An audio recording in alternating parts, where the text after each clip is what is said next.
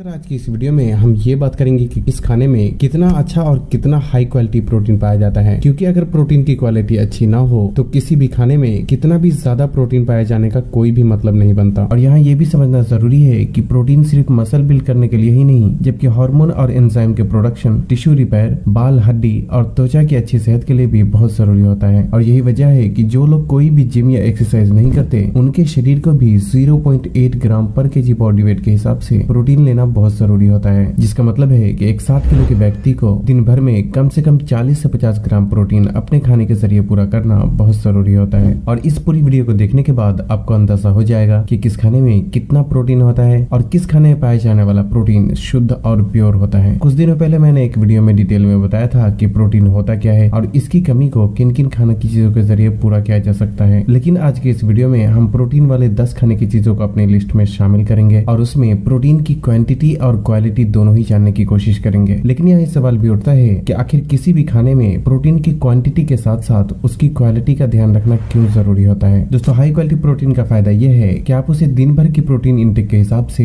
Daily भी खा सकते हैं, जबकि लो क्वालिटी प्रोटीन फूड कभी कभी या फिर लिमिट में ही इस्तेमाल करना चाहिए। प्रोटीन की क्वालिटी को 4 शर्तों में समझा जा सकता है। पहला है प्रोटीन परसेंटेज, जिसका मतलब है कि जिस प्रोटीन फूड में कार्बोहाइड्रेट और फैट की जितनी कम मात्रा होती है, प्रोटीन की क्वालिटी उतनी ही अच्छी मानी जाती है और ऐसे प्रोटीन फूड को लीन सोर्स ऑफ प्रोटीन फूड भी कहा जाता है। दूसरा है अमाइनो एसिड प्रोफाइल। दोस्तों, प्रोटीन अमाइनो एसिड से मिलकर बना होता है और हमारे शरीर को 9 तरीके के एसेंशियल अमाइनो एसिड की जरूरत पड़ती है, जिसे अपने खाने के जरिए पूरा करना होता है। और हाई क्वालिटी प्रोटीन फूड उसे ही कहा जाता है जिसमें पूरे 9 अमाइनो एसिड मौजूद हो। तीसरा है डाइजेस्टिबिलिटी। दोस्तों, खाना पेट में जाकर टूटने और पचने की प्रक्रिया को डाइजेस्टिबिलिटी कहा जाता है और इसलिए जो प्रोटीन फूड जितनी आसानी से हमारे पेट में टूटता है या पचता है, उसकी क्वालिटी उतनी अच्छी मानी जाती है। और चौथा है प्रोटीन की बायोलॉजिकल वैल्यू। दोस्तों, खाना पेट में टूटने और पचने के बाद छोटी आंत में पहुंचता है और जब छोटी आंत खाने में मौजूद पोषक तत्वों को खींचकर खून में पहुंचाती है, तब इस प्रक्रिया को एब्जॉर्प्शन कहा जाता है। लेकिन जो भी प्रोटीन फूड हम खाते हैं वो पूरा का पूरा हमारे खून में नहीं पहुंचता, बल्कि उसमें से कुछ खून में पहुंचकर काम में आता है और कुछ बिना इस्तेमाल हुए ही शरीर से बाहर निकल जाता है, या यूं कहें कि यूं ही वेस्ट हो जाता है। और ये हर खाने में अलग अलग तरह से होता है। इसलिए जिस खाने में मौजूद प्रोटीन जितना ज्यादा हमारे खून में पहुंचता है, उस प्रोटीन फूड की क्वालिटी उतनी ही अच्छी मानी जाती है और इसे प्रोटीन की बायोलॉजिकल वैल्यू या फिर बायो अवेलेबिलिटी भी कहा जाता है। अब हम इन चारों शर्तों के आधार पर 10 प्रोटीन फूड के बारे में बारी बारी से ये जानने की कोशिश करेंगे कि किस खाने में कितना अच्छा प्रोटीन पाया जाता है, और साथ में मैं अपना ओपिनियन भी बताऊंगा कि आपको इन खानों को कब और कितनी मात्रा में इस्तेमाल करना चाहिए। शुरू करते हैं नंबर 10 से, जो कि है लेग्यूम्स। दोस्तों, बीन्स यानी राजमा, चना और हर तरह की दालें लेग्यूम्स की कैटेगरी में आते हैं और इन तीनों का मैक्रो ब्रेकडाउन भी लगभग सेम ही होता है, जिसमें 100 ग्राम लेग्यूम्स में 20 से 25 ग्राम प्रोटीन, थोड़ी मात्रा में फैट और लगभग 55 से 60 ग्राम कार्बोहाइड्रेट मौजूद होता है। इस हिसाब से पता चलता है कि इसमें प्रोटीन की अच्छी खासी मात्रा मौजूद होती है। लेकिन अगर बात की जाए प्रोटीन की क्वालिटी की, तो क्वालिटी प्रोटीन की 4 शर्तों में से ये सिर्फ एक में ही पास हो पाता है और 3 में कहीं न कहीं पीछे रह जाता है। एक शर्तों में ये इसलिए पास हो जाता है क्योंकि इसमें फैट की क्वांटिटी कम होने की वजह से ये पचने में ठीक ठाक होता है, और 3 शर्तों में ये इसलिए पीछे रह जाता है क्योंकि एक तो इसमें प्रोटीन के साथ साथ कार्बोहाइड्रेट भी काफी मात्रा में मौजूद होता है और इसलिए इसे lean protein source of food नहीं कहा जा सकता। दूसरा ये कि इसमें पाए जाने वाले प्रोटीन की बायोलॉजिकल वैल्यू भी काफी कम होती है, क्योंकि ये शरीर में जाकर पचने के बाद इसमें पाया जाने वाला प्रोटीन 50% ही हमारे शरीर में एब्जॉर्ब हो पाता है और बाकी का यूं ही वेस्ट हो जाता है। और तीसरी शर्तों में ये इसलिए पीछे रह जाता है क्योंकि इसमें मेथियोनिन नाम का एक अमाइनो एसिड दाल, राजमा और चना, इन तीनों में ही नहीं पाया जाता। हालांकि इन चीजों को रोटी या चावल के साथ खाने से पूरे 9 अमाइनो एसिड की पूर्ति हो जाती है, इसलिए हम इन चीजों को 2 शर्तों में पास कर सकते हैं और फिर भी ये 2 में कहीं न कहीं पीछे रह जाता है। इन चीजों का एक बार में 25 ग्राम और दिन भर में 50 से 60 ग्राम से ज्यादा इस्तेमाल नहीं करना चाहिए, खासकर अगर आप फैट लॉस करना चाहते हैं, क्योंकि इनमें कार्बोहाइड्रेट की मात्रा पहले से ही ज्यादा होती है और इसे कंप्लीट प्रोटीन बनाने के लिए रोटी या चावल के साथ मिलाकर खाने से कार्बोहाइड्रेट की मात्रा और भी ज्यादा बढ़ जाती है, इसलिए इसका लिमिट में ही सेवन करना चाहिए। इन चीजों का आप एक टाइम सुबह के नाश्ते या फिर दोपहर के खाने में थोड़ी मात्रा में इस्तेमाल कर सकते हैं। नंबर 9 है रेड मीट यानी बीफ। 100 ग्राम बिना चर्बी वाले बीफ में 26 ग्राम प्रोटीन और 15 ग्राम फैट होता है। इसे हमने 9वें पोजीशन पे इसलिए रखा है क्योंकि ये भी शुद्ध प्रोटीन नहीं होता और क्वालिटी प्रोटीन की 4 शर्तों में से ये सिर्फ 2 में ही पास हो पाता है और 2 में कहीं न कहीं ये भी पीछे रह जाता है। 2 शर्तों में ये पास इसलिए होता है क्योंकि एक तो ये कंप्लीट प्रोटीन होता है जिसमें पूरे 9 अमाइनो एसिड मौजूद होते हैं, और दूसरा ये कि इसमें पाए जाने वाले प्रोटीन की बायोलॉजिकल वैल्यू अच्छी होती है, जो कि शरीर में पचने के बाद लगभग 80% प्रोटीन हमारे शरीर में एब्जॉर्ब हो जाता है। और जो 2 शर्तों में ये पीछे रह जाता है उसमें से पहला तो ये है कि इसमें प्रोटीन के साथ साथ फैट भी काफी मात्रा में मौजूद होता है, इसलिए इसे lean protein source of food नहीं कहा जा सकता। और दूसरा ये कि फैट ज्यादा होने की वजह से ये पचने में भी बहुत ही मुश्किल होता है। बात की जाए अगर इसके इस्तेमाल की, तो आपको इसे रेगुलर इस्तेमाल नहीं करना चाहिए, क्योंकि इसमें सैचुरेटेड फैट की मात्रा ज्यादा होने की वजह से इसके ज्यादा मात्रा में इस्तेमाल करने से ये शरीर में बुरे कोलेस्ट्रॉल की मात्रा को बढ़ा सकता है। और यही वजह है कि आप इसका कभी कभी तो इस्तेमाल कर सकते हैं, लेकिन कंटिन्यू इस्तेमाल बिल्कुल भी ना करें। नंबर 8 है मूंगफली। 100 ग्राम मूंगफली में 26 ग्राम प्रोटीन, 16 ग्राम कार्बोहाइड्रेट और लगभग 50 ग्राम फैट मौजूद होता है। इसमें प्रोटीन अच्छी खासी मात्रा में मौजूद तो होता है, लेकिन साथ ही इसमें फैट भी बहुत ज्यादा मात्रा में पाया जाता है। हालांकि इसमें पाए जाने वाला फैट ज्यादातर अनसैचुरेटेड होता है, इसलिए इसका नियमित मात्रा में सेवन करने से ये शरीर को फायदा ही पहुंचाता है। और यही वजह है कि मूंगफली को प्रोटीन का नहीं बल्कि हेल्दी फैट का प्राइमरी सोर्स माना जाता है। लेकिन अगर बात की जाए प्रोटीन की क्वालिटी की, तो ये क्वालिटी प्रोटीन की चारों शर्तों में कहीं न कहीं पीछे रह जाता है, क्योंकि एक तो ये लीन प्रोटीन नहीं होता है, क्योंकि इसमें फैट के साथ कार्बोहाइड्रेट भी काफी मात्रा में मौजूद होता है। इसकी डाइजेशन और बायोलॉजिकल वैल्यू भी काफी कम होती है। साथ ही इसमें पूरे 9 अमाइनो एसिड भी नहीं पाए जाते। हालांकि मूंगफली को किसी अनाज के साथ खाने से ये कंप्लीट प्रोटीन हो जाता है। और यही वजह है कि मूंगफली से ही बनाए गए पीनट बटर को ज्यादातर बॉडी बिल्डर ब्रेड के साथ खाते हैं, ताकि उसे कंप्लीट प्रोटीन बनाया जा सके। और इसलिए हम इसे एक शर्तों में पास भी कर सकते हैं, लेकिन फिर भी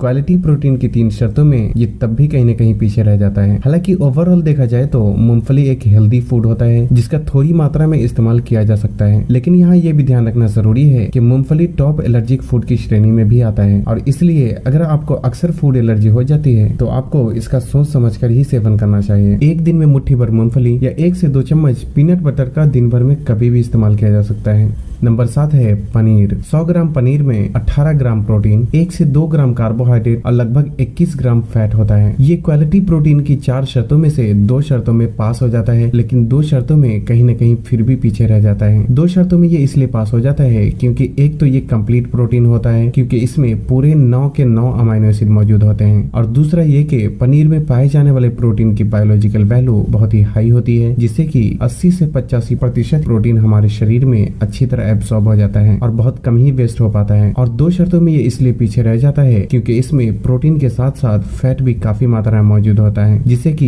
इसे lean protein source of food नहीं कहा जा सकता। और साथ ही इसमें फैट ज्यादा होने की वजह से ये पचने में भी थोड़ा भारी हो जाता है। इसमें खासकर सैचुरेटेड फैट की मात्रा ज्यादा होने की वजह से 50 से 100 ग्राम से ज्यादा इसका इस्तेमाल नहीं करना चाहिए। इसका हफ्ते में 2 से 3 बार नाश्ते या दोपहर के खाने में इस्तेमाल करना ज्यादा बेहतर ऑप्शन हो सकता है। नंबर 6 है सोया चंक्स। 100 ग्राम सोया चंक्स में 52 ग्राम प्रोटीन, 33 ग्राम कार्बोहाइड्रेट और फैट ना के बराबर मौजूद होता है। वैसे सोया चंक्स एकमात्र ऐसा फूड है जिसमें सबसे ज्यादा प्रोटीन पाया जाता है, लेकिन अगर बात की जाए प्रोटीन की क्वालिटी की, तो उस बारे में ये क्वालिटी प्रोटीन की 4 शर्तों में से सिर्फ 2 शर्तों में पास होता है, और 2 शर्तों में फिर भी कहीं न कहीं पीछे रह जाता है। 2 शर्तों में ये पास इसलिए हो जाता है क्योंकि एक तो ये complete protein source of food होता है, क्योंकि इसमें पूरे 9 अमाइनो एसिड मौजूद होते हैं, और दूसरा ये कि इसमें फैट की मात्रा कम होने की वजह से ये पचने में भी ठीक ठाक होता है। और बाकी की 2 शर्तों में ये इसलिए पीछे रह जाता है क्योंकि एक तो ये लीन सोर्स ऑफ प्रोटीन नहीं होता, क्योंकि इसमें प्रोटीन के साथ साथ कार्बोहाइड्रेट भी काफी मात्रा में मौजूद होता है, जिससे कि इसे लीन सोर्स ऑफ प्रोटीन नहीं कहा जा सकता। और दूसरा ये कि सोया चंक्स में पाए जाने वाला प्रोटीन की बायोलॉजिकल वैल्यू उतनी अच्छी नहीं होती, जिसकी वजह से ये पेट में पचने के बाद इसमें मौजूद लगभग 60% प्रोटीन ही शरीर में एब्सॉर्ब हो पाता है, और बाकी का यूं ही वेस्ट हो जाता है। साथ ही सोया प्रोडक्ट में नेचुरली फाइटोएस्ट्रोजन नाम का हार्मोन मौजूद होता है, इसलिए इसके ज्यादा मात्रा में इस्तेमाल करने से ये शरीर के हार्मोन के संतुलन को बिगाड़ सकता है। लेकिन फिर भी दिन भर में 50 ग्राम तक सोया चंक सेफली कंज्यूम किया जा सकता है।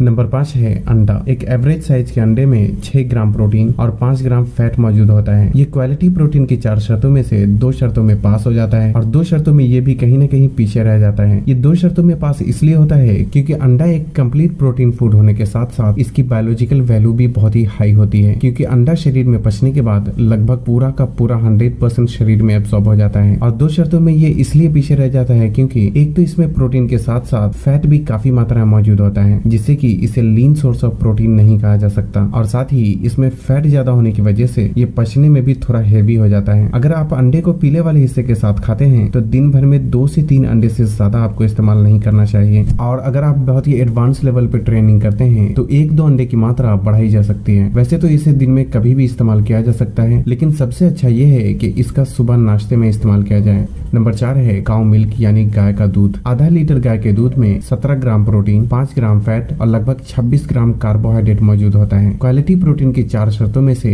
गाय का दूध लगभग 3 शर्तों में पास हो जाता है। 3 शर्तों में ये पास इसलिए हो जाता है क्योंकि एक तो ये कंप्लीट प्रोटीन होता है, दूसरा ये कि पचने में ना तो बहुत ही ज्यादा मुश्किल और ना ही बहुत ज्यादा आसान होता है और इसलिए डाइजेस्टिबिलिटी में भी हम इसे मीडियम मानकर चल सकते हैं। और तीसरा ये कि दूध में पाए जाने वाले प्रोटीन की बायोलॉजिकल वैल्यू भी बहुत ही हाई होती है, जिससे कि ये पचने के बाद 90% से भी ज्यादा हमारे शरीर में एब्सॉर्ब हो जाता है। और एक शर्तों में ये पीछे इसलिए रह जाता है क्योंकि इसमें प्रोटीन के साथ साथ कार्बोहाइड्रेट भी काफी मात्रा में मौजूद होता है और इसलिए इसे लीन सोर्स ऑफ प्रोटीन फूड नहीं कहा जा सकता। अगर आप एक्सरसाइज करते हैं तो पाव लीटर से हाफ लीटर तक दूध अपनी जरूरत के हिसाब से इस्तेमाल किया जा सकता है और बेहतर है कि इसका रात में खाने से 1-2 घंटे बाद और सोने से कम आधे घंटे पहले इस्तेमाल किया जाए। नंबर 3 है मछली। वैसे तो अलग अलग मछली में प्रोटीन की क्वांटिटी और क्वालिटी दोनों ही अलग अलग होती है, लेकिन जो मछली अंदर से जितनी सफेद होती है उसमें प्रोटीन की उतनी ही ज्यादा मात्रा और उतनी ही अच्छी क्वालिटी का प्रोटीन मौजूद होता है। जैसे कि टेलापिया,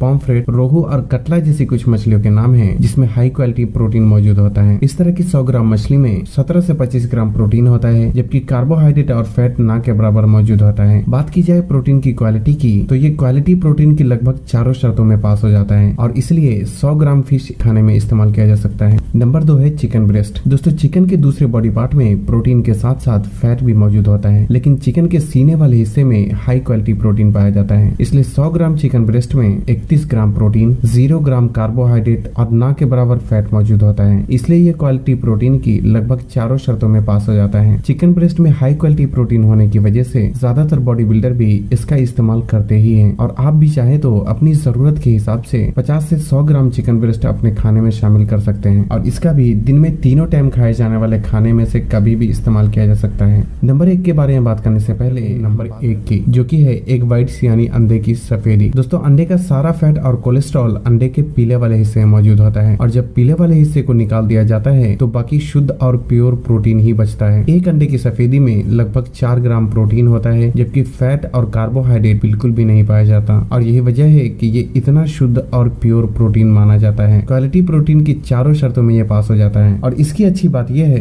कि आप बिना किसी मसाले का इस्तेमाल किए भी सिर्फ उबाल कर ही इसे खा सकते हैं और यही वजह है कि सर्दी गर्मी किसी भी मौसम में इसका इस्तेमाल किया जा सकता है। साथ ही इसे सुबह, दोपहर, शाम, रात, एक्सरसाइज से पहले और एक्सरसाइज के बाद कभी भी इस्तेमाल किया जा सकता है। और इतना ही नहीं, अपने वजन और दिन भर के प्रोटीन इंटेक के हिसाब से आप इसे डेली 5, 10, 15 या फिर 20 एग व्हाइट्स का भी इस्तेमाल कर सकते हैं। यहाँ इस बात का भी ख्याल रखना जरूरी है कि अब तक मैंने जो भी इस वीडियो में बताया है आपको उन सभी खाने का एक ही दिन इस्तेमाल नहीं करना है, बल्कि इन सभी खाने में से जो आपको पसंद आता है उसे हफ्ते में बारी बारी से अपने प्रोटीन इंटेक के हिसाब से खाने में शामिल करने की कोशिश करें। तो बस आज के लिए इतना ही।